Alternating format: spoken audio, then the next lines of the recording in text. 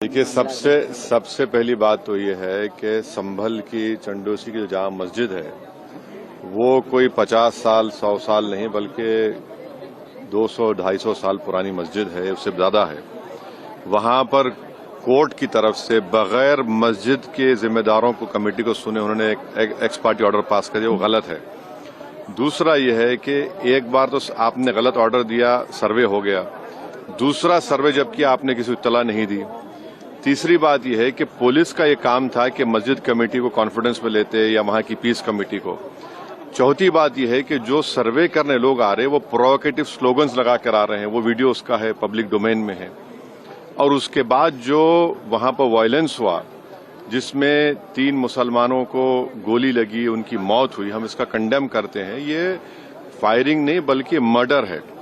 और जब से बाबरी मस्जिद राम मंदिर का जजमेंट आया, जिस बात को मैं पर्टिकुलरली कह रहा हूं कि उस जजमेंट के बाद ये सब चीजें खुलेंगी और एक के बाद एक खुल रही हैं। एएसआई प्रोटेक्टेड मॉन्यूमेंट सब बातें कर रहे हैं, क्या एएसआई के कानून में नहीं है कि आप उसका रिलीजियस नेचर चेंज नहीं, कैरेक्टर चेंज नहीं कर सकते? किस बुनियाद पे कर रहे हैं ये?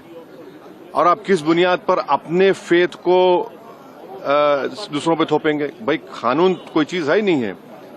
जिस दिन कोर्ट में सुनवाई होती है उसी दिन ऑर्डर हो जाता है, उस दिन सर्वे भी हो जाता है। ये तो 1948 में ऐसे ही होता है बाबरी मस्जिद में।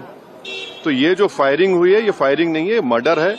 और जो भी ऑफिसर्स इन्वॉल्व है उनको सस्पेंड करना चाहिए और एक सिटिंग हाईकोर्ट जज से उसकी इंक्वायरी होनी चाहिए। ये सरासर गलत है, जुल्म हो रहा है वहां पर तो संभल में। सांसद के एफआईआर दर्ज कर दिया गया। आप जिस पे चाहे कर लीजिए भाई, जिस पे भी चाहे कर लीजिए। जज आप, जूरी आप, सब आप, तो बचेगा क्या फिर? अब सर, जेपीसी में आप लोगों ने समय मांगा है, क्या कहेंगे? जी, जैसा अभी आपने हमारे डेलीगेशन तरफ से बोला गया है, मैं उसको रिपीट करना नहीं चाहता। मगर स्पीकर साहब ने बड़ी इत्मीनान से हमारी पूरी जितने मेंबर्स 11 नॉन बीजेपी एमपीज गए थे उनकी बात को सुना। वो बोले कि इसके ऊपर कंसिडर करेंगे और हमको उम्मीद है कि ऑनरेबल स्पीकर साहब इसका टेन्योर बढ़ाएंगे। क्योंकि आप देखिए, बंगाल नहीं गई कमेटी, बिहार हम लोग नहीं गए, उत्तर प्रदेश में शिया वक्फ की प्रॉपर्टीज को हमने नहीं देखा। तो ऐसे कई, दिल्ली के मंत्री को बुलाना है, ऐसे कई स्टेट्स है जहां पर कमेटी को जाना चाहिए। वो स्टेक होल्डर्स हैं, उनकी बात को सुनना बहुत जरूरी है। सर, वक्फ बोर्ड अमेंडमेंट बिल को लेकर आप क्या सोचते हैं? क्योंकि लगातार सरकार की तरफ से यही कहा गया कि जो मुस्लिम है, जनता है, उनके हित में है, मुसलमान जो है उनकी। अभी ये कानून बना नहीं, आप देख लिए संभल में क्या हो गया है। अभी ये कानून बना नहीं है, आप देख रहे हैं कि हर जगह पे बोल दिया जा रहा है कि नहीं, ये यहाँ पर 500 साल पहले मस्जिद नहीं थी। इस बिल में ये बिल आर्टिकल 26 का वायलेट करता है।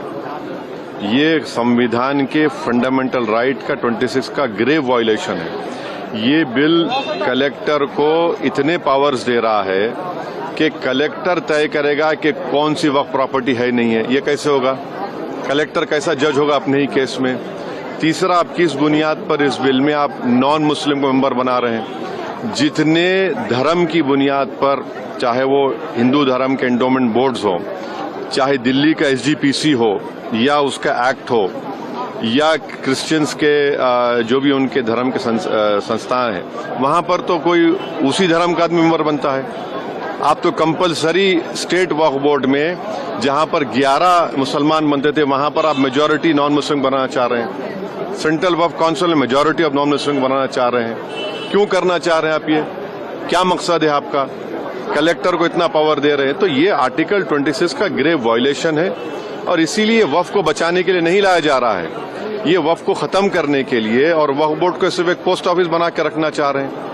तो जो वक्फ की प्रॉपर्टी है वो गवर्नमेंट की दी भी नहीं है, इसको मुसलमानों की गाड़े खून की कमाई है, तो आप उसको छीनना चाह रहे हैं। और उतना ही मकसद है सरकार का। आप देख रहे हैं संभल में क्या हो रहा है, ऐसे ही और वाकयात होते रहेंगे।